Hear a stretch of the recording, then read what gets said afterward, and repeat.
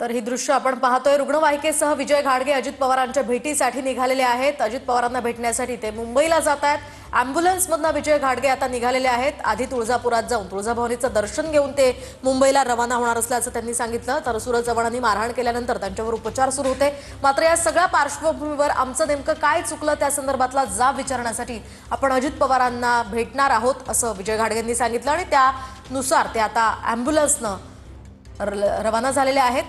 अजित पवारांची भेट घेण्यासाठी विजय घाडगे आता निघाल्याचं आपण पाहतोय। दरम्यान या सगळ्या पार्श्वभूमीवर अजित पवार आणि त्यांची भेट होते का आणि त्यांना या संदर्भात काय आश्वासन दिलं जातं ते पाहणंही महत्त्वाचं असणार आहे। तर सूरज चव्हाण यांचा राजीनामा घेतला गेला, मात्र त्यांच्यावर अगदी किरकोळ कलम लावण्यात आलेली आहे। अगदी टपरीवरच्या भांडणांमध्ये सुद्धा लावली जात नाही तेवढी किरकोळ कलम लावण्यात आली आणि रातोरात एखाद्या जावाईप्रमाणे सूरज चव्हाण आले आणि त्यांना त्या ठिकाणी जामीन मंजूर करण्यात आला। या पार्श्वभूमीवर सध्या विजय घाडगे प्रचंड आक्रमक झालेले आणि त्यांच्यावर उपचार सुरू असतानाच आता ते मुंबईला रवाना झालेले आहेत। अॅम्ब्युलन्सनं ते आता अजित पवारांची भेट घेण्यासाठी रवाना झाल्याचं आपण पाहतोय।